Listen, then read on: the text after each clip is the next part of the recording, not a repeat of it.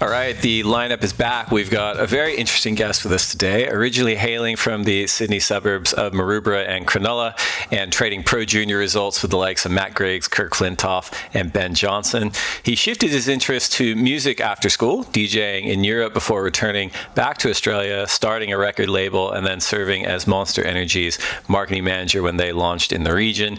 He shifted again to the tech sector before landing at his current gig, where he is the founder and CEO of Flowstate, an AI-powered automated video capture and analysis system designed for wave parks and surf spots that records, tags, and delivers every wave to the surfers that participate. Ladies and gentlemen, with us today, Australia's Luke Wallace. Luke, thanks so much for coming on the lineup.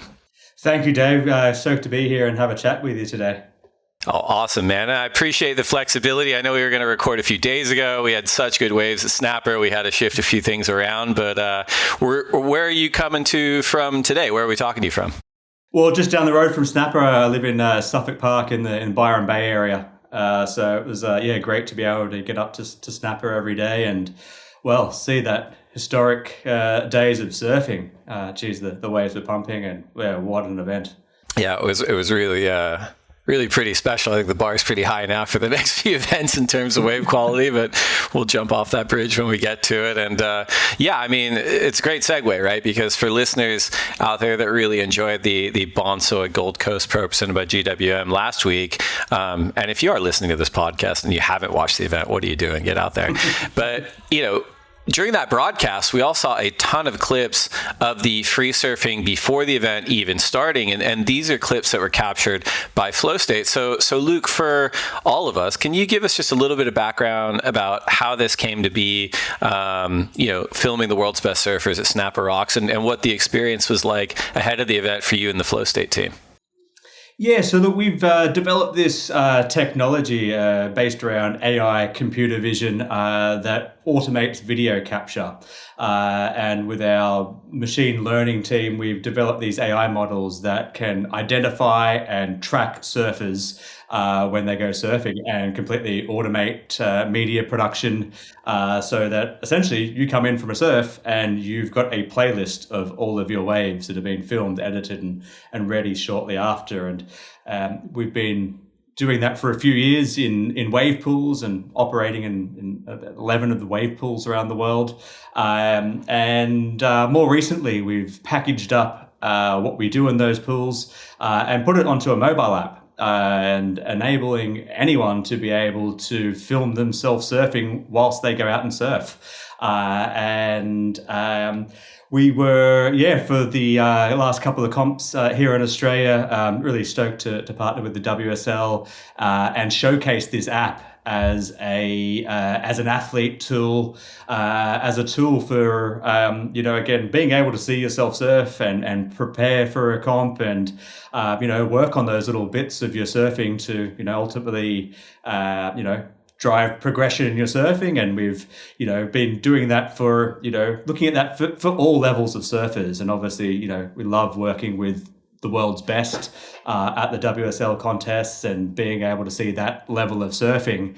But I think, the exciting thing for, for everyone else is, we try to bringing professional level tools to the everyday surfer and being able to, again, we sort of started off this whole company on the sort of the premise that most people had never seen themselves surf, bar a few clips here and there and some webcam clips, etc. But seeing yourself every wave of a session, the good ones, the bad ones, has been such a revelation for a lot of people in driving the progression of their surfing.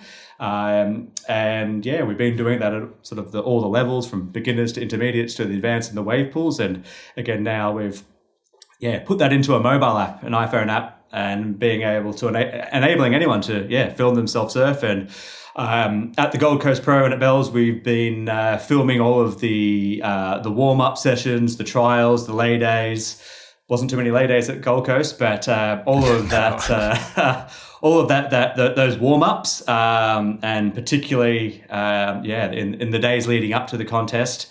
was awesome to be able to film the world's best surfers, get content to them super quick, and ultimately help them prepare for what was a momentous few days of surfing and competition. Yeah, I was talking to Jesse Starling the other day, and we were saying that not only did the event get great waves, but it's pretty much been pumping on the Gold Coast the last few weeks. I think there's still waves at the moment, and I mean, as far as the Flowstate experience goes, outside of the wave systems, I mean, having the world's best surfers at cooking Snapper Rock sounds like a pretty good, ideal kind of test area for you guys. Yeah, it really was. And again, the level of surfing and somewhere like Snapper, which is, well, I guess a natural wave pool, really. Sure, the consistency of the surf, the point break, and again, we love being able to. We're often seeing, again, we're in this space of machine learning and AI, and we're constantly challenging our models and adding to them, so that when we haven't seen something before, and one of the functions and things that we do within our technology is maneuver recognition, and our AI models now, they know what snaps and cutbacks and barrels and bottom turns are. And particularly now things are, you get into that real elite level, and some of the, the moves and some of the airs that they're doing is, we love to be able to see those new and innovative, maneuvers, so that we can, continue to sort of bank that into our AI models, and sort of ultimately sort of, powers and improves our our machine learning algorithms to be able to then we translate that into providing whole sorts of products and features for the everyday surfer. Yeah, it feels like that's a real truism, regardless of the level, whether you're like a CT competitor or even someone that's just starting out. And, I'm sure there's a lot of surfers, I myself included, who, maybe like the image that we have of ourselves surfing in our brains and don't really want the evidence. But, you go on a surf trip, and it's like at the end of the trip, I've had a couple where it's like you get the photos back, you get the video back, and you go, man, I really wish I had engaged with this on each day, mostly because you go, oh, that arm, I could have fixed that, or, that approach to that particular wave, I could have done something there. And, the speed with which people are getting feedback now through the Flowstate system is so instantaneous. And as I said, that seems like something that'd be so valuable, whether you're competing for world titles on the championship tour or just kind of starting out. Yeah, very much so. And, we've been working with, we brought in Andy King as our head coach here at Flowstate. And, I grew up with Kingy and Cronulla in the 90s, and, had a good relationship with him, known him for a very long time. And, fast feedback was one of those key elements that Kingy spoke to, as where he felt that he had success over the years with the likes of Mick and Gabe and all the surfers that he worked with. And he always liked to, in their practice sessions, go out and surf for 20 minutes, come in, get the feedback, let's put it to practice, let's put it to good use. And go out there and work on it straight away. And just, fast feedback, being able to, see, did that sort of look as good as it felt? And that notion is absolutely, and what you described before, very much had that, in the early days when this was still conceptual, and I went on a surf trip to Indo, and we had a photographer following us every single day, and every day after on the boat ride home, we were able to look at the photos and videos of ourselves, and there were, there's moments, oh, that's a good one, and that one, oh, I thought I could have done a little bit better there, and ultimately I put that to use, the very next day as we went back and surfed again, and ultimately felt like I was getting better every day. And I think you think that key to progression is really being able to see yourself surf. And we see the elite surfers on tour have their entourage and their filmers and their coaches, and they're accustomed to being able to get footage of themselves all the time. However, we still think we can really help in that area of what we do within our AI and automation space of, quite frankly, automating boring tasks of uploading, downloading, sharing files, getting it from Dropbox to over here. And within our mobile app is a premium viewing experience of how you can be able to view yourself surfing, whether it was at a pool, whether you captured that on our iPhone app, or if you've uploaded that content from a photographer that you've been working with. And I guess it's actually something I want to call out, that sometimes a lot of talk about AI at the moment, and ultimately AI is taking people's jobs and we're automating filming. But I think what we do is quite on that automation space is quite a different product than what a professional photographer can do. And I think if you're great at what you do, and with a big DSLR camera and being able to get in nice and close, you're always going to have a really premium quality shot, and we want to really still continue to support that. We have a pro photography sort of feature within our product suite where for example, you go surfing at Waco, you'll get all your videos, but bundle that up with pro photography from Rob Henson.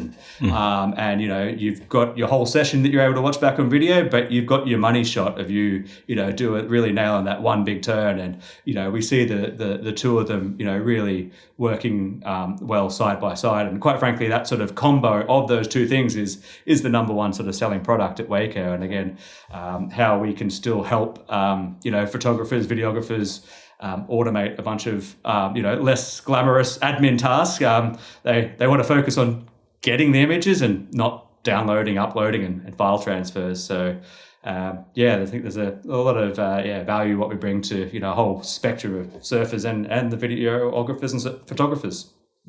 Yeah, it's a really good point. I mean, I feel like these tools are always changing. Right before I started at then ASP is 20 years ago, our lead photographer, Pierre Tosti, was one of the first surf photographers. He might have been the first actually on tour that bought a digital camera. Right. And it was, I think cost him, he said something like $25,000 back in kind of the early 2000s or whatever. But it radically changed everything as far as surf photography went. And within years, everyone was using digital cameras. And so I think it just kind of feels like a progression to me. And, these tools they can be really symbiotic with a lot of the other kind of artists in the space as well, like surf photographers. And I'm curious, you mentioned Andy King. Obviously, both surfers and coaches, this kind of technology is really game changing. And in terms of the experience on the Gold Coast, I'm curious, did any particular surfers or coaching groups kind of stand out to you in terms of engaging with the technology, in and around the event? They did, and we were able to see, a bunch of them, downloading and filming the clip. But also, one of the features we have is a privacy feature, and we've also noticed that that's been quite popular for those events because, yes, whilst they do want to see them working on those turns, we've also noticed that they like to keep it on private mode, so that that big turn they've been working on, they're keeping a little bit of a secret sauce up their sleeve. But I thought it was, the other element of being able to see all that, amazing action was I thought it was, I've actually done better on my fantasy team since seeing all the footage from the warm-ups, because I was able to see what was happening right there and was like, oh, that person was really looking good. Or quite frankly, for Snapper, I thought looking at all the warm-up action, I was like, there's something about the goofy footers in this event where they're getting so tight in the pocket. And I sort of actually went and put Connor on my team after seeing his warm-ups. Right, yeah. And I thought, if it goes behind the rock, then it could be a little bit more challenging for the goofs. But, it wasn't always quite there. And, when they're looking at those big, long lineups, the goofies, that was my sort of secret tip. And I think we saw, Connor and Nadia really put, just take backside surfing to a whole nother level at that contest. And geez, that was, super exciting to watch. Yeah. I mean, it's so fascinating, even the idea of the CT class, and we talk about this a lot on the podcast, where it's it is it does parallel to a lot of other sports where you do get to that elite tier and everything is so much faster. Every athlete is like at the top of their game. And, the idea of coaching a CT surfer for years has been kind of like, well, what's the coach going to, like, Kelly was a great example. It's like, what is the coach telling Kelly? But so often, like, the feedback you're seeing in these situations, and I'm bringing this up because it's sort of the same across surfing at every level. It's like, even the world's best, they're getting that kind of like humbling moment, hearing it from a coach or looking at it on video, but like that is kind of where the progression starts. And that feels like a huge unlock for something like Flowstate, where it's like, you're going to see it in real time, and then you're going to be able to click and start to improve almost within, sessions really at that point. Yeah, and progression is something that is really a key pillar of our business and technology, and what we're really focusing a lot of time on. We have been and will continue to do that, and we're actually really excited about some of the new things that we've got coming out. And within that sort of coaching and progression space, that ability to have side-by-side video analysis, content libraries, so that when you're banking up any and all of your sessions, that you're able to store them in these segmented libraries, whether you want to make it just all your backhand snaps or right hand point breaks and so on. And what we're doing in that space with sort of sometimes referred to as ghost mode or goat mode, but the ability to sort of overlay and compare yourself and the lines that you're drawing compared to other people. And what we're in that process of is really banking up those libraries and banking up those lines, so that hey, you could kind of soon go pick, who do I kind of want to surf like, and what's that line that they draw, and being able to overlay you with a goat or your favorite surfer as a way of, well, it's a fun and engaging thing to do, and again ultimately sort of driving your own progression, because we all get that that stoke, you have just that one wave in a session, right, where you go a little bit more vertical, or just something felt a little bit better. It just gives you that real pep in your step, and like, I want to go do it again. Can I do that again? And I think that's why we all sort of get that stoke on surfing, don't we, from that feeling. Yeah, and I was reading one of your interviews from the last couple of years, and you had a comment that really drove it home to me as well, where it's something about like, well, I might be going on a trip to Indo, and I might want to just focus in on one part of my surfing for that particular trip. Like maybe I want to work on my backhand tube riding. And so I'll set up, a couple of sessions built around this idea and built around this kind of feedback and progression. And I'll just feel that much better heading there. And I read it, and it drew on me, you talk to kind of, you Bobby Martinez, you Dane Reynolds, and I'm here in Ventura, and you talk to them after they leave the tour, and it reminded me of, they kind of left the tour and then they became free surfers, and the feedback was always kind of consistent. They're like, look, it is what it is. But they're like, at least with the tour, I had a goal in mind. Like we'd be going to J-Bay, I'd be like, well, I'll go try to find a right to go surf around here at least. Like, and they're like, it was just a great kind of way to like structure their approach. And it reminded me of that, just reading your interview and being like, you might be going somewhere and it's like, this is one thing I want to bring to that trip. And if I'm not focused on it and I don't kind of have this feedback loop with, this technology, I might not just be as ready as I could be. Yeah, and that's, I think, one of the great things that wave pools have brought is that, well, I think, your example there, particularly backhand barrel riding, right, is probably one of the more challenging things to do for most people. And yeah, you've booked yourself a 10-day trip to Indo where you're probably going to get some backside tubes, booking yourself in at one of the local wave pools. And, for me, doing that at Urban Surf for years, and I actually have spent a huge amount of time. I actually felt my backhand barrel riding was probably, one of my weakest parts of my surfing. And I have spent a huge amount of time going over the falls and going over the handlebars. But after doing that a lot, something just unlocked, and I got that click of how I want to get my body, how I can actually get my butt in the water and, use that for a stalling mechanism, and just, ultimately sort of position my body weight in a way that, again, like we watch the guys on and girls on the WSL tour of how they're doing it and trying to ultimately mimic that, so that when I then go on my surf trip, that I'm sort of, I'm not trying to squat down and pig dog for the first time in 6 months, and you've had a little bit of a warm up, and again sort of just unlock that that part of your body and that muscle memory to again help you get more enjoyment out of that moment. Because I guess if you're all of a sudden find yourself on an overhead backside barrel and you haven't ridden one for a while, there's a bit of a tendency to freak out a little bit. My brain's spinning a little bit. Just I'm jealous of the potential kind of product testing opportunities you guys have over there, where it's like, well, we're gonna have to book a boat trip to Indo, and then ahead of that we'll have to book some sessions at the wave pool, all for work, of course, but sounds pretty good. There's that to warm up, but there's also the notion that's not, it's coming pretty soon, is that I think people will go on surf trips to wave pools and go do a tour. Sure. And having just actually gone on a surf trip to the Maldives, and I got completely skunked. It was basically dead flat for the entire week. I think the best we got was 1 foot day, where we look at boat wake and went, oh good, here comes a set. And having said, compared to last year, I actually took my family on a wave pool tour of America, and we went to Palm Springs, and we went to Revel in Arizona, we went to Waco, and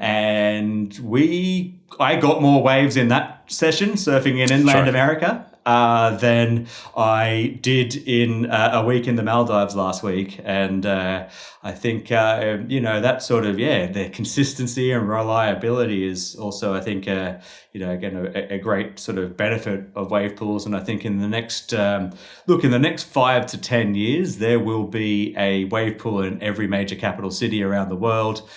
Some will have multiple. Look out Texas, look out Florida. I think Texas in particular is going to have a lot of pools, and so will Florida, so will California. The planning and regulation rules are a little bit more stringent there, and it's a bit slower moving, but there's a lot happening, and I could picture myself jumping on a plane and going to Texas for a month and surfing all the different wave pools and different technology, and knowing I'm not going to get skunked. Get a lot of good barbecue too.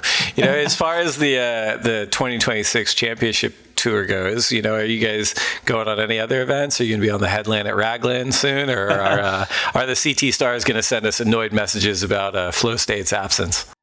Yeah, look, we're definitely looking at the US and Europe as probably our next stop, as much as we would love to be on tour at all the stops. It's a long year, so we've sort of been focusing on some of the areas where we've already have a bit of a presence, again through the wave pools here in Australia, obviously the US and Europe, and so as much as I'd love to be going to Raglan, it's not on the cards at the moment, but it's again seeing some of the footage coming out of there, it's super excited to see a new stop on tour and a big long left as well. Yeah, we'll see how it goes. I think you guys have earned a breather after Snapper anyway. We're going to take a quick break to get a word in from our sponsors, and we'll be right back. All right, welcome back to the lineup. I am Dave Prodan here with Flowstate founder and CEO Luke Wallace. Luke, we mentioned in that intro that you hail from the Sydney towns of Maroubra and Cronulla. For our listeners, what was life like growing up for you in that area, and how did you get your own start in surfing? Yeah, so look, I was born in Maroubra. My parents grew up in the area. My dad's part of the original Maroubra Surf Riders Association in 1963. But look, Maroubra was a pretty tough area back then, and they moved us down to Cronulla in the early 90s. So did most of my teenage years growing up in the Cronulla area. It was a real hotbed of surfing back then, still is. But we had the likes of Dog Marsh, Gary Green, Occy, all coming out of there, and all those guys were actually members of Cronulla Board Riders, which I was a member of, and I've got to surf heats against those guys, and actually got a vivid memory of being probably about 13 years old, and I think it was an Occy was first making his comeback. And I think one of the first comps he might have gone into as a bit of a practice was a Cronulla Border Riders event. So I remember taking off on the first wave of the heat and go, right, I'm beating Nocky. That's right. I'm going to go and beat it after that one. I'm going to go in. Yeah, look, he ended up beating me. But, again, when you're a Grom, it's so great to just, sort of have those experiences and, 30, 40 something years later, still remembering that. We had, a great surf crew. As you mentioned in the intro, we had some of the older guys like Andy King, Matty Griggs, who've obviously been on tour as elite coaches, Blakey Johnson, who's been setting some world records, and a whole host of Groms. We used to all surf together. We all had the same surf coach. All the different age groups were Tuesday, Wednesday, Thursdays, and got to grow up in that scene of being a little beach Grom, surf every morning before school, surf every day after school, just surf all day, and be just in your wetsuit all day surfing, and comps on the weekend, and just Grom life and loving it. Yeah, for so many folks that have that passion and obsession with surfing and have that dream of like, well, maybe I'm competing, maybe I could do something. For someone like yourself, you ended up deciding to finish school and go into music. Was that always happening in the background with surfing, or was there sort of like an aha moment where you're going, I'm probably going to have to do something else?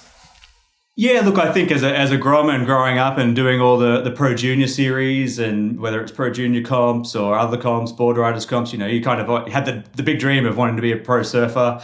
But then as I sort of got to that age of about 18 or so, and, you're sort of looking at, okay, next step's doing the QS. And I thought, look, I'm getting through a few heats in some of these comps, but I'm not making the finals. And so sort of had to come to that realization that maybe a career as a pro surfer is probably not going to be for me. And then, quite frankly, when you've been doing comps every single weekend, for, the last 10 years, it's, a little way, it's nice to have a break from that. After you're leading Mark Akalupo in a heat, that's kind of the top of the mountain for most surfers. So it was all downhill from there. Yeah. And then you actually just got back to basics of actually just enjoying surfing for surfing and not worrying about, sort of putting that pressure on yourself around contest results, etc. And look, quite frankly, I sort of off the back of just surf all day, every day, and that I think, it's like some people, I wanted to just go in a kind of a bit of a different direction and do new things. And I guess when you went and did a little bit of partying, had a bit of fun, and really got into my music, and that was always, I guess, look, I've always loved music. I guess music and surfing's always gone really well together. I think back in the 90s, especially all that the Cali punk rock and the soundtracks to the Taylor Steele movies. But I'd sort of really got into my electronic music. I love techno and whatnot. And ultimately I moved over to London. Was working. That was like, hey, I took that mantra of if you love what you do, you'll never work a day in your life. Sure. Took it very seriously, too seriously maybe. And so I sort of hunted down a career in the music industry and started working for a music magazine. I was doing nightclub reviews, DJ interviews, features. I got taken to Ibiza for a week to interview DJs and on assignment in Ibiza. It was awesome. But look, that sort of lifestyle catches up with you after a little while, and figured that that was fun during my 20s. And I had come home 1 year after I hadn't surfed for probably. I surfed maybe 3 times in about 5 years, and I went surfing one day back in Australia, and after a long, cold English winter, and just went, I need this back in my life. I really do. And sort of went home back to England, packed up my stuff basically within the next year, and came back to Australia, sort of took lots of different pathways through sort of media and marketing, As you mentioned before, actually, I came back and I'd been working in the music industry. So I started a record label, which was pretty cool. But then this thing called Napster came along. And trying to sell music when you no longer need to buy it was not really any longer a financial business model. So we moved away from that and ended up getting back to sort of my roots of trying to get into surfing. Actually started a blog early, blog in probably 2007, Digital Surf Media. And I was actually doing a lot of data and stats around WSL contests, viewerships, engagement, social media, and just sort of had doing all the things that I'd learned in sort of digital media across then my other career and putting a surf lens on that, which was like a fun hobby. Ultimately sort of might have helped me then get a job at Monster Energy as their new marketing manager, and then went on to be the digital marketing manager for the Australian rollout, and had really fun years doing that as part of the startup team here in Australia, and promoting all the activities, and sort of started that sort of circle back around of having sort of drifted out of surfing for 10 years. But it's like riding a bike, you don't forget. And it was nice to have a break. You kind of got kind of like when sometimes people get injured, right? They come back stronger and you're hungrier, and really ignited my passion to be involved in surfing a bit more. That's very cool. I was going to ask, because when Monster Energy is so many different disciplines, and I imagine you were able to kind of sit across a bunch of them. And did you get to kind of did surfing intersect with that role, a lot, or was it sort of just one of like several kind of disciplines that you were overseeing? Yeah, look, I was across the whole board. Yeah, Monster has quite a big portfolio of surfing and action sports. So I learned a lot more about things that I didn't know as much about, whether it's dirt bikes, F1, BMX, and sort of try to then become a little bit really knowledgeable in those areas. And again, you got to bump shoulders with the best of the best in all of those sports, and again, that was a super cool experience. Yeah. And if I remember correctly, after that role, you moved into the tech world, which I do want to hear about, but more hear about in service of the decision to pursue the Flowstate opportunity. What's the genesis of that for you, and who are some of the kind of integral figures that you aligned yourself with on that? Yeah, so I'd been that time I'd moved down to Melbourne, which if anyone's been to Bells would know is the capital city there, and it's about an hour and a half away from the beach. And by then I was working for a customer experience software called Zendesk as a consultant, and working with all of our biggest customers in sort of driving a customer experience digital strategy. And I was being influenced by that tech world. Ultimately, I'd sort of realized that, hey, doing all these fun, cool things like running record labels and hanging out at nightclubs is pretty cool when you're in your 20s. But now I'm getting a little bit older. I think I need to think about what more of my a career outside of the nightlife.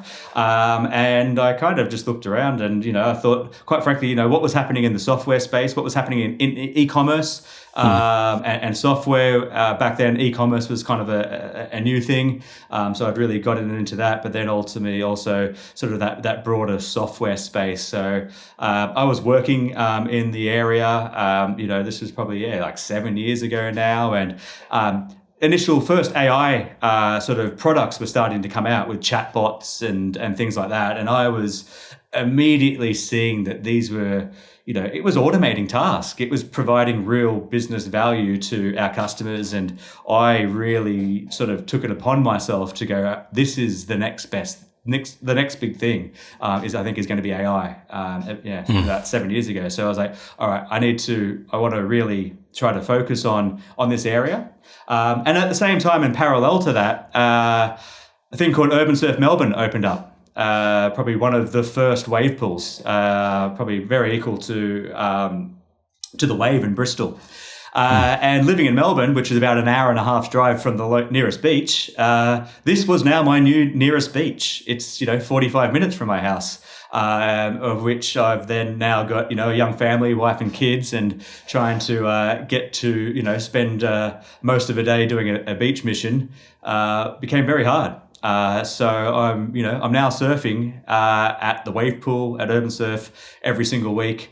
And sort of, again, getting back to my roots of having had a surf coach film me, every week when I was 15 years old, I'm now thinking, I'm like, why don't we have video footage here of this? We've got photographers and, I've now seen that sort of very similar photo of myself about 50 times, but I want to see myself surf. And so I'd noticed a bunch of people had started putting cameras up around the pool, putting their phones up, handy cams, and just pressing record and going out and surfing.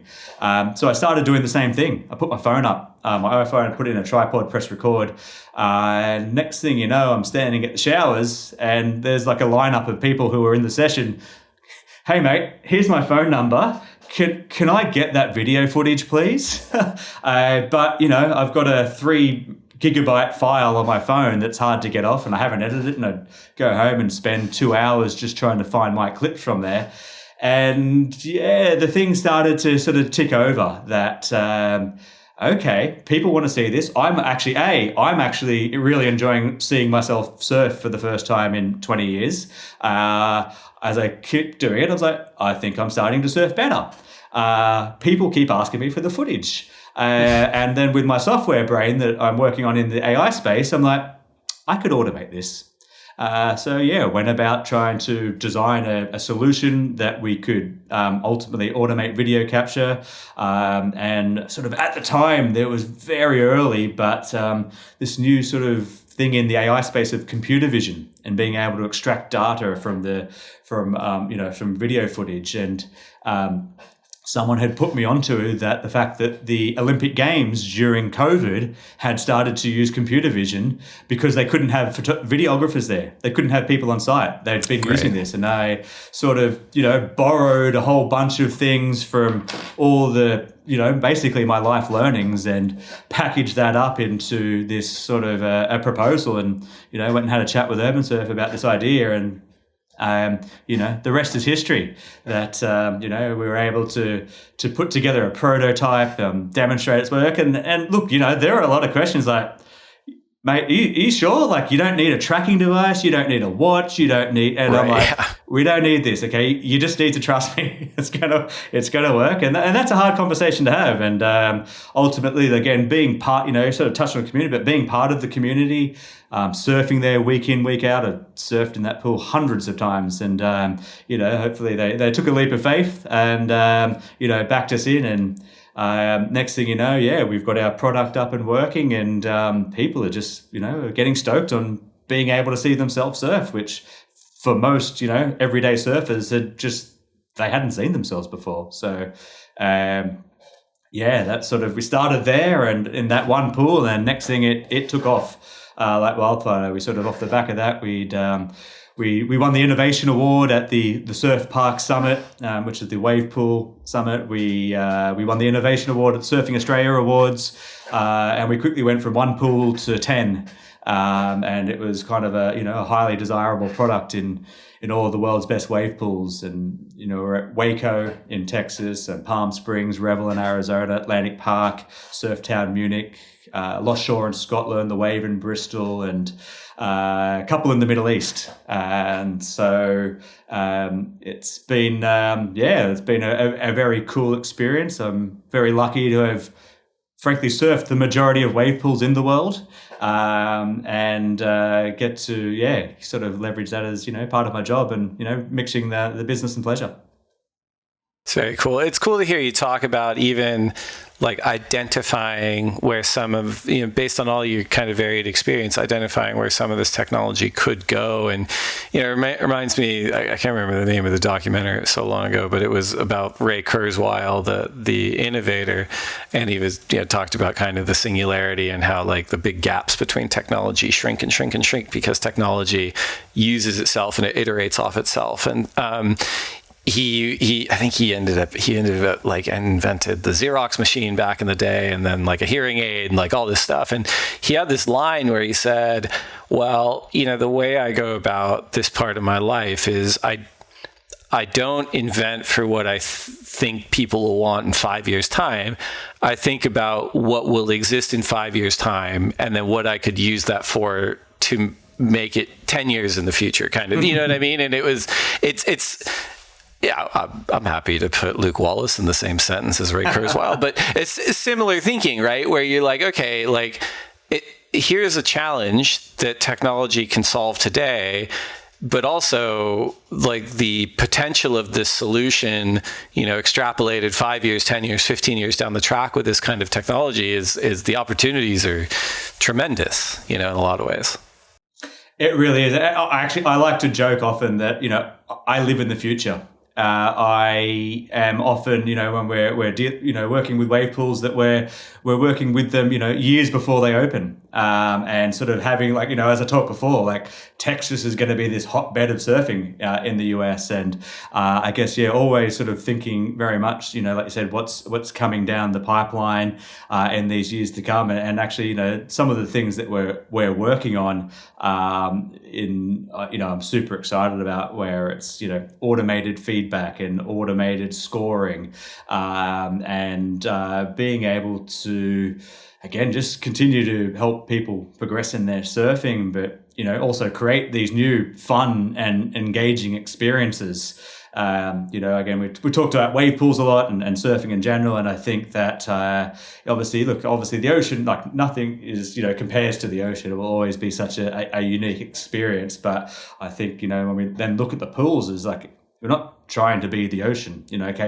With the waves we want to mimic that in a way, but I think the experience in and around that can be something next level. And I think what we're looking at doing, and what we currently are doing at the moment in that space, and even being able to catch a wave, paddle it back out, and see yourself up on the big screen, and that kind of fast feedback. And I think what we're about to release in sort of that sort of automated progression space, and starting to get automated feedback, and starting to rank and score waves.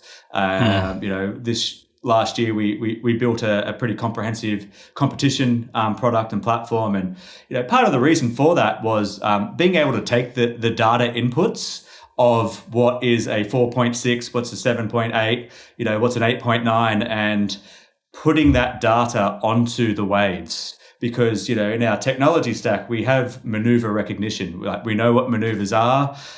We're now starting to get that quantitative layer on top of that. And what we've got in the pipeline, I think the technology, trying to rank something again then as a 7.7 or 8.8 is also pretty challenging. But what we're seeing at the moment is that I might not give you a specific score, but our ability to rank a wave sort of based on what was sort of better or less good is being super accurate. And I think it's sort of, we then sort of translate that into sort of different products and features, and whether that's about to release a big gamification product in our wave pools, but again, even just back on the self progression of you being able to sort of plug into Flowstate, show me my best forehand snaps, and it being able to go into your library of, I've got something like 1,200 waves in my personal library of all my clips that I've captured, and okay, that's a lot to get through. So hey, Flowstate, show me my best forehand snaps, and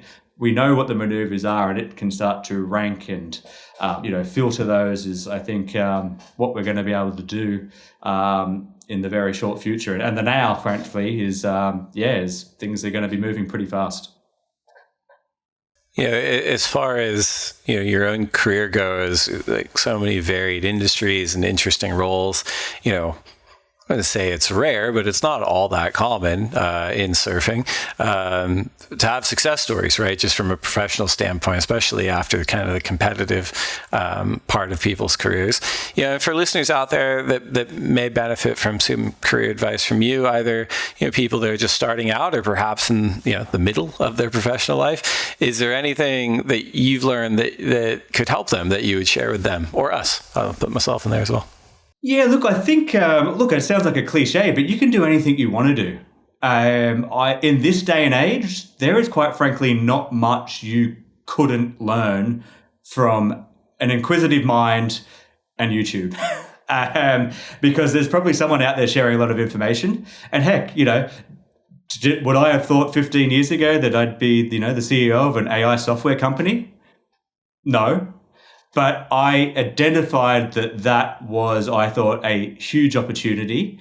It was in its infancy.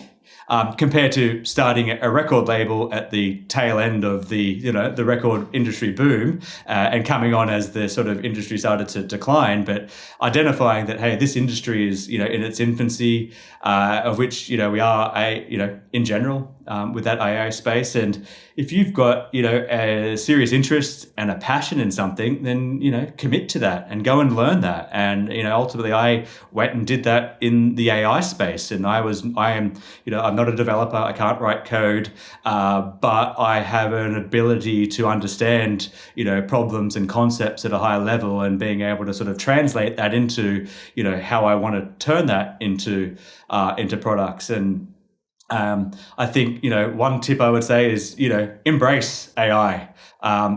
Otherwise, it's going to leave you behind. And, there's a great saying out there from, Jensen from NVIDIA is like, AI is not going to take your job, but the person who learned how to use it will. And I kind of look at that as like, I'm a person who learned how to use it. And I sort of made that decision about 7 years ago. And it feels like, where AI is going at the moment, that was probably a good decision. And so that, and an inquisitive mind, and ultimately working hard. You got to, through all my young days I did a bunch of shit kicker roles, and, starting at the bottom, that first job in London, like I was not the first choice for the job. I was like the third choice. No one else would work for such little money. And I'm like, I'll take the job. And they went, are you sure you want it? Well, he hasn't told you the salary yet. And I was like, I don't care. I'm in. And, I'm the first one there every morning, the last one to leave. I knew I wasn't the best, but I knew I had to work the hardest. And, you even hear that from some of the surfers who have, weren't necessarily the star pro junior, but, they worked hard in their life and have been able to, to bring that out in their careers. So, hard work and an inquisitive mind will get you a long way. That's great advice. We're going to take one more quick break, and when we return, we are going to wrap up our conversation with Luke Wallace. Don't go anywhere. All right, welcome back to the lineup. I am Dave Prodan here with Luke Wallace of Flowstate. Luke, you teased us a little bit with sort of the future plans for, the company, for the applications. You mentioned working with Andy King, specifically around like coaching and progression. And I guess for listeners out there that are interested in engaging with the product, like give us a little bit of background, like how should we get started? Like what should we expect? And then for people that really want to lean in and get coached up, like what kind of stuff is coming in the future from Flowstate? Yeah, so obviously the first thing in order to sort of get some feedback on your surfing is being able to get the video footage, and that that piece has been a massive unlock. So being able to get footage of yourself surfing, and then ultimately, hey, upload that into our app, and whether that's at a wave pool, whether you're using our app at the beach, or again you've been able to work with a local videographer and upload that to our platform. But yeah, that notion of self-progression and coaching is such a huge focus for us for the moment, and our coaching tools at the moment allow you to connect with the coach. And yeah, within that suite of products is our side-by-side video analysis. You can stock up all of your content libraries of, your own surfing, of other people surfing, and start to compare yourself. Start to overlay, your line versus their line. And even like we hear that a lot from our customers and our fans, of just the notion of having just watched yourself surfing and even just self-coaching has been a big step. But what we're doing in these next steps is a combination of automated feedback, particularly, starting at that beginner and intermediate levels is a little bit more, formulated and a little bit more repetitive. As it obviously gets into the more advanced and expert level, it becomes a lot more nuanced. And that's where you want to be able to connect with a coach. And, obviously there's a lot of, former pro surfers who are out there with their coaching programs. And look, every local beach has got, a local core lord who's there, working with the local groms. And as you mentioned, we've been working with Andy King. We've just brought on in the US, Todd Prestige, former ASP surfer. That's right. Yeah. Todd's working with us at Flowstate, heading up our US operations across our wave pools, and obviously he's also been back in the game with coaching a bunch of Challenger Series guys and California guys. Also working with Blakey Johnson, who's running the Cronulla Surf Academy. He was there in the early days with Connor O'Leary, and we sort of Kingy's mantra was kind of like this. What we're at that broad spectrum that we oversit is developing programs from the whitewater to the world title. And if we can help people surf better, faster, that's great. But sort of where it looks from a sort of a technology standpoint, is, again, being able to compare yourself versus whether it's yourself against yourself and from your previous session. So I think in our progression feature, if you download our iPhone app and either that or on the web, being able to, you'll have more automated features where, I want to see my forehand snaps. And because we know what the maneuvers are, and we have that library and history of you, being able to show you a timeline of your forehand snaps over the last year. And if you have put in a little bit of time and effort on trying to work on them, you'll be able to sort of start to overlay those lines and actually see in real time that progression. And again, sort of off the back of that is where, feedback will come in, starting to rank, I don't want to say score, but sort of, rank, those maneuvers and go, well, this one, we think this one was better because of, X, Y, and Z reason. That self-progression part is, again, it sort of all ties back to, because we all get, that stoked on, having done that turn that was just that little bit better than last time. And can I do it better next time? Can I get that little bit more vertical? I think, lots of different sort of ways that we can display to you and demonstrate your progression, and then allow you to compare it against other surfers. And whether that's, again, with our, sort of advanced technology of knowing a lot about surfers and your age and your ability and where you surf, and trying to show you someone who's maybe just that one step above you.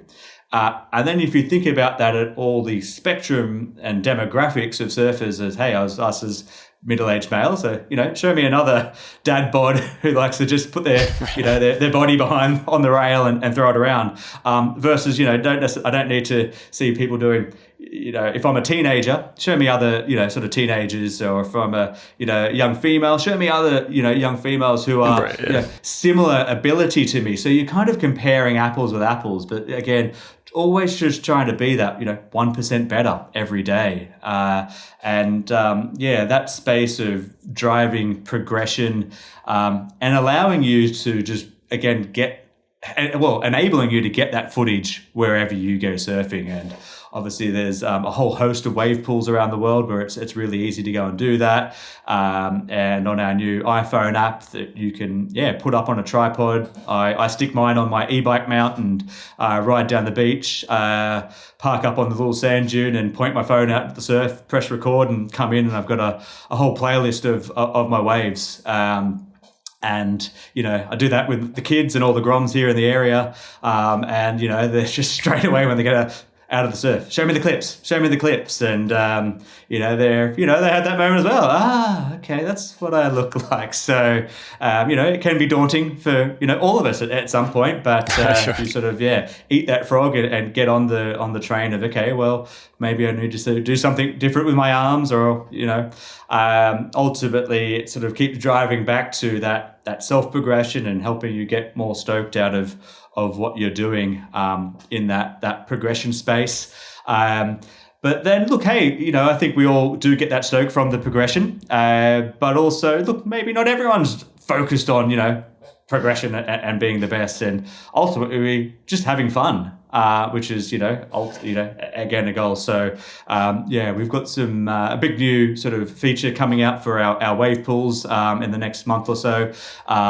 Just around gamification and how you'd be scoring points based on doing certain things in the pool. And it's a real even level set. It's not about being necessarily the best surfer, but any surfer at any level can sort of score points based on sort of their level of surfing.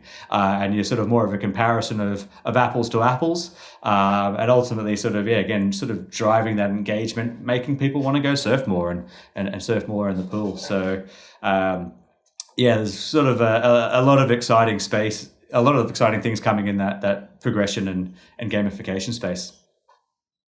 The comparison note sounds both, terrifying and inspiring. If I punch in like mid 40s dad and it gives me like Mick Fanning and I'm like, what? Like, come on. But then sounds pretty good. The coaching thing, I'll have to hit a few more filters on it just to avoid that stuff. But like, it is amazing. You mentioned like the self-coaching thing, which is obviously the first step is just being bold enough to look at your own footage. But like, it is amazing, just a couple of small tips that you can get from elite level surfers and elite coaches that will change your entire approach. As a lifelong surfer myself, like there were things that people, open your hand up when you do that and see. And it's like, oh my God, I've been doing this wrong for 15 years kind of thing. And it is really exciting to progress when you've got that kind of guidance.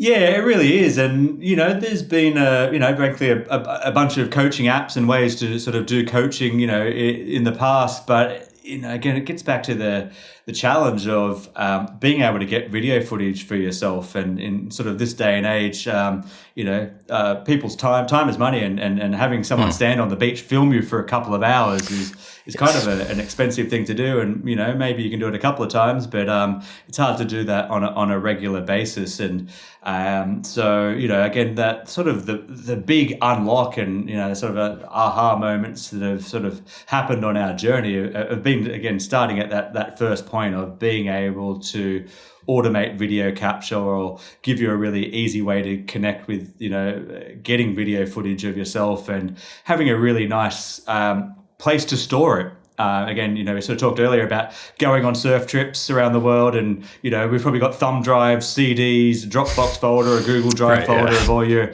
clips somewhere. You look at it once, you put a couple of clips on the gram and, that's probably it. But now you've got this, a digital passport and a history of all of your surfing, all in one location, and this sort of premium viewing experience that you can, share your surfing up on the big screen and kind of be in your own surf movie. You used to all get stoked out about, watching the surf movies as groms, and now, you're kind of in your own surf movie of being able to watch yourself not only on the little screen on your phone, but on the big screen of that. And pretty excited about all of those things coming together. That's really exciting. Before you go, we did pull some questions from the Instagram folks that follow us at The Lineup Pod on Instagram. First question is from @Carve Media, who asks, will Flowstate replace a full broadcast team in the future or a full judging team? Good question. So look, we have been, we've been partnering with the United States board riders this past year and automating media production at those events. We've done some things with the WSL, and we were testing out at some of the QS events at Huntington and demonstrating that. So ultimately, with our technology and being able to automate that video capture. We know who surfers are. We have things like Rashi detectors that know what colors they are, so I can assign, okay, you're in red, and I'm going to put that against the red surfer. Highly automated. We still need an operator, one person being there, but ultimately, they can set the cameras up, press record, and walk away. For a while, you still why you want to be around is the tide shifts, the bank shifts, it moves around a little bit. But yeah, highly automated media production has been what we're doing, and being able to extend that into, well, I guess then that next element of, as I was sort of talking to before, is we know what maneuvers are.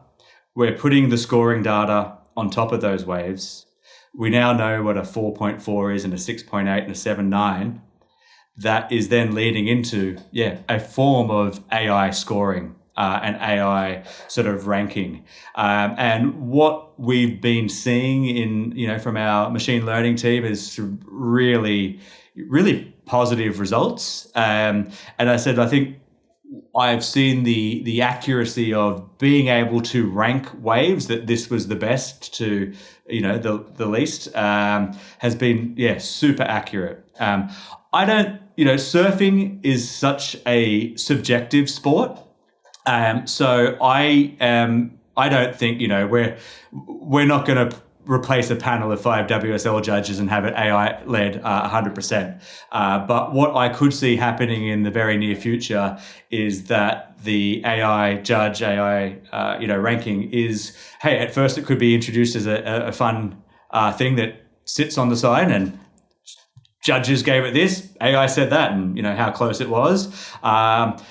It could be one of 5 in the future. Again, you look at the panel of judges, you've generally got a judge from every different country. So, this is from a different country. I think that, but look, in that professional level, I think there's very much something to add there, right through down to, your junior rankings. But then, where we've been sort of tying it back to what I talked about in that gamification space is obviously the broader surfing community, aren't hardcore competitive surfers. And so when you go to a wave pool or, use our app on the beach, you could be having an automated competition. And, we see a lot of people hiring out the wave pools for an hour, and you and your 10 mates have got that. So maybe that we're going to score and rank that session, and hey, whoever comes last, you're buying the first round of beers today. And that's where I think the broader public will be able to sort of experience that and use that in their everyday life. I like it. Next question's kind of related, actually, which is from @TreeHatJ, who asks, well, how does Flowstate track me specifically versus other people in the water?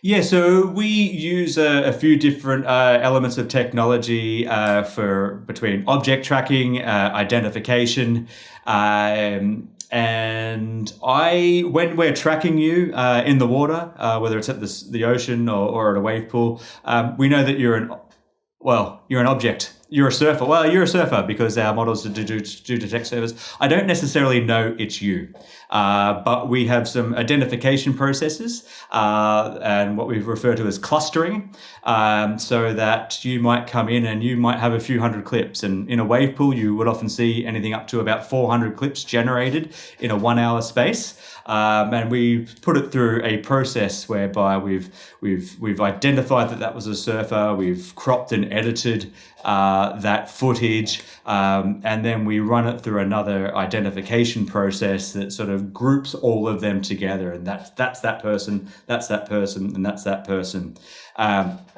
We haven't necessarily been going after that sort of specific, I know it's you, but I see that coming potentially in the near future.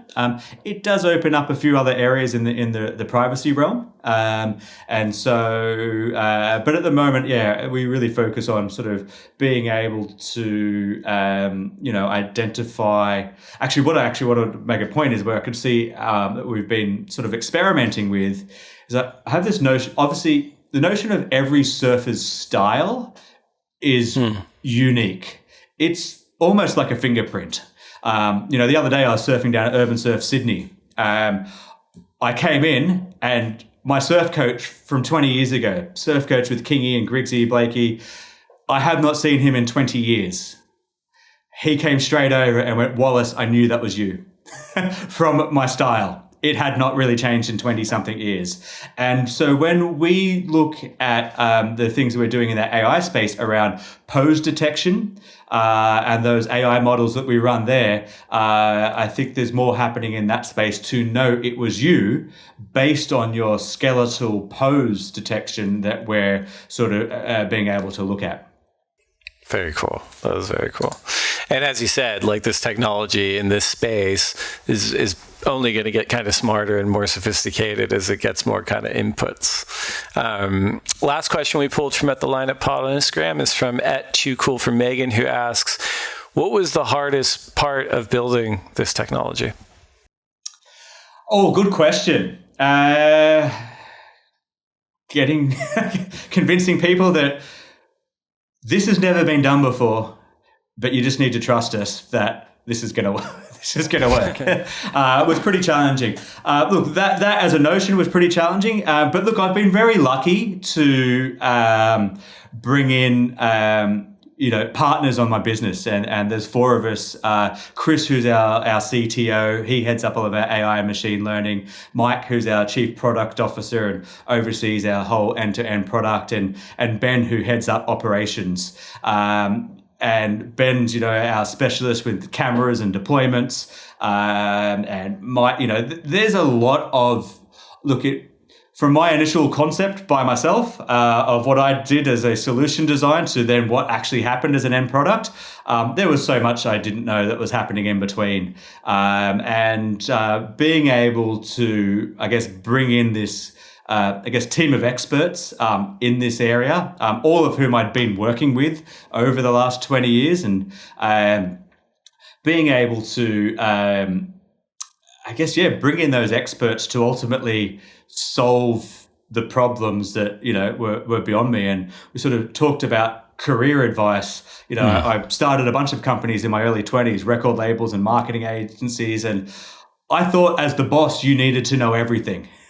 And I thought I was king. I knew everything at 25 and I had to tell everyone to do. And I learned completely the opposite, is that surround yourself by people who are the experts in that area. Let them excel in what they do best. It took me a while to learn that and some hard lessons. But once that sort of came around, bringing in those experts and being able to, solve those really challenging problems, and whether it is in, the AI piece, and whether it's ultimately putting up cameras in the desert or putting up cameras in the snow and dealing with heat and weather challenges. There's a lot that happens between the camera and the cloud, and ultimately, sort of taking a pragmatic approach to problem solving and bringing in, specialists in every area, because you don't need to be the specialist yourself. That high level vision and bringing those people in to help solve that for you. I love it. Well, thanks to everyone that wrote in at the Lineup Pod. We're now down to our final segment. This is the lightning round for you, Luke. So 10 questions for you to answer as quickly as you can. First question. If you could only have one board setup for the rest of your life, single fin, twin fin, thruster, quad bonzer, or finless, which would you choose? This is a really tough one. I've gone around in circles for a little bit. I've been on the twin program for quite a while. And more recently, I've just felt like I wanted a back fin to try and put my foot down and drive. I think I'm getting into the mid-40s. I'm having more fun. I'm going to go for the twin. Coffee or tea? Coffee. Burrito or pizza? Here in Australia, we don't have the best selection of Mexican. So when I'm in the US, I'm going to say burrito. Here in Australia, I'm going to be on the pizza train. Good pizzas in Australia too. Last book you read? Oh, this is embarrassing. I haven't read a book for a very long time. I work around the clock. I work 16 hours a day. It's something I tried to do actually on a recent holiday. I had Willie Nelson's book. I don't think I've got through the first chapter yet. My brain just works at overtime of thinking about new ideas and things, and I find it very hard to concentrate on books. Probably more of a podcast guy these days. Fair enough. Yeah, any podcasts you'd recommend to the listeners? Obviously outside the lineup. Look, Sure, obviously in business and technology, probably one that I listen to a lot is Acquired. Again, great storytelling about great companies, and ultimately, the storytelling and learning the ups and downs of business is where been good to listen to. Best surf film ever. Ever. Look, I as a grom, I grew up on a diet of probably Sarja surfing scrapbook and trying to live, vicariously on the tour of the antics of the 90s. Look, they're always my favorite in the 90s. So probably stick with those. What is one wave you never have to go back to? Ooh, well, after my last surf trip of getting skunked, I'm not jumping on the next plane to the Maldives. Unfortunately, it's been good waves there now. But one specific wave. Look, I think I'm going to make more sure bets and know where I'm going to get waves. And I think, look, it's hard to pick one wave, but I think I'm going to be a little bit more of a strike mission guy and know when there's actually going to be waves. Fair enough. Well, if you could only surf one wave for the rest of your life and you can dreamcast it, just you and your friends, family, best conditions, which wave would that be? Well, after the weekend, it'd be hard not to say Snapper Rocks. I want to go and surf those waves. Standing on the beach for about 4 days, the amount of great waves that were going unridden as well. Sure. The mine surfing. I would love to have been one of those lucky few who got to surf Snapper with no one out. Good answer. Best person to share a lineup with? Ooh, my kids. Love seeing them, starting to get into surfing and sharing that stoke and being able to paddle out with them and share some waves is the best. Worst person to share a lineup with? My kids, because they're the ones who get pushed into all the waves, and not much is left for Dad. Fair. Last one. Finish this sentence. I will next achieve a state of happiness by going surfing with my kids and seeing them catching their own waves and feeling the stoke of surfing and not having the pressure of competing or trying to just being in the water. And I hadn't surfed for a couple of weeks. Had a surf this morning. I've just got that buzz back of stoke of being in the ocean, and there's no better way to start every day if you're going to spend a lot of time in front of a computer talking about surfing. Is just to get that stoke of actually getting in the water. And my kids are 8 and 10 and getting to that age of getting out there now, and nothing's better than being able to share the thing that you love with them. Very cool. Well, Luke Wallace, thank you so much for coming on the lineup. Congrats on all the success so far at Flowstate. Can't wait to see what happens next with you guys, and hopefully catch up in person down the track here. Yeah, Stoke, thanks so much for having us, Dave. It was great to chat today. Great to be part of the the Aussie leg of the tour, it was awesome to see that top level surfing happening on the Flowstate app. Very cool. Everyone check out Flowstate for yourselves. I'm definitely going to as well.